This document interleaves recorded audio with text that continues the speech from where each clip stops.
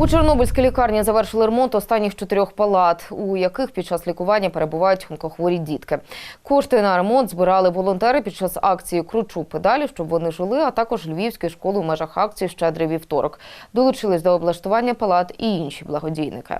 Їдучи в лікарню, Данило дуже хвилювався за те, як він буде почуватися у сірих стінах і темних та похмурих коридорах медзакладу. Так він собі уявляв те місце, куди приїде лікуватися. Але, на щастя, каже хлопець, його побоювання не співпали з тим, що він побачив насправді. Я сподівався, що хоча б апарата буде нормально, щоб там були умови для того, щоб лікуватися нормально.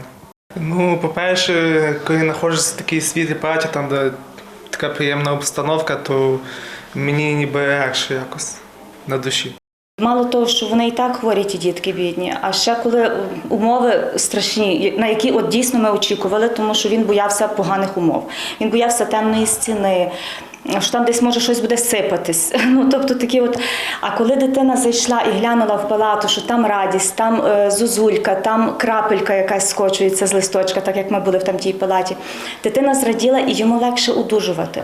Ще 2 роки назад гематологічне відділення для маленьких пацієнтів і справді було похмурим. Але завдяки благодійникам і небайдужим зараз воно виглядає зовсім по-іншому. 3 роки поспіль у нас проходять акції з Арсеном Мірзояном «Велопробіг» з Арсеном. І чудово, що стільки з'являється нових учасників цього велопробігу. І ще одна чудова акція, яка, мені здається, дуже важлива, це «Щедрий вівторок», який пройшов у львівських школах, і коли саме діти, львів'яни допомагали тим діткам, які зараз не можуть ходити в школу, які знаходяться в лікарні.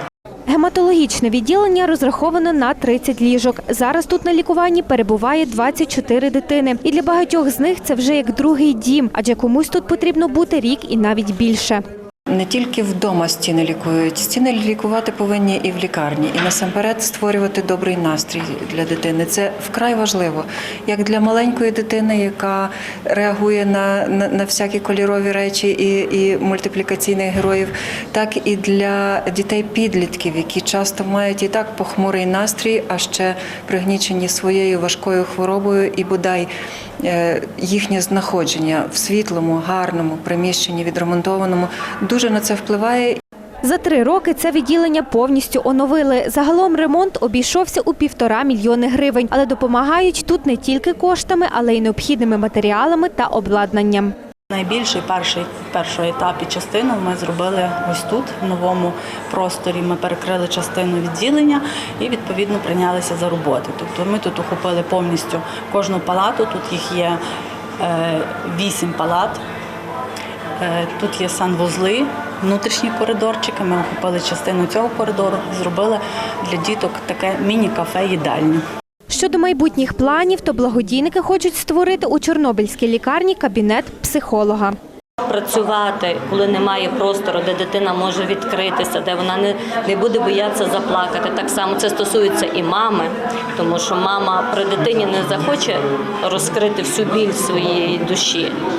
Для цього потрібно створити кабінет психологів, тому львів'яни ще почують про те, що треба допомагати і як треба допомагати. А долучитись до такої допомоги можна навіть зараз. І зробити це дуже просто. Найпростіший спосіб, як допомогти, це такий банальний спосіб, як відправити благодійну смс на номер 88077. І 10 гривень автоматично перерахують на благодійний фонд «Запорука». Також не забувайте і за ще одну не менш важливу допомогу – донорство. Для онкохворих діток це дуже важливо, адже для когось це єдиний спосіб врятувати життя. Ірина Цвігун, Володимир Студенний. Правда, тут Львів.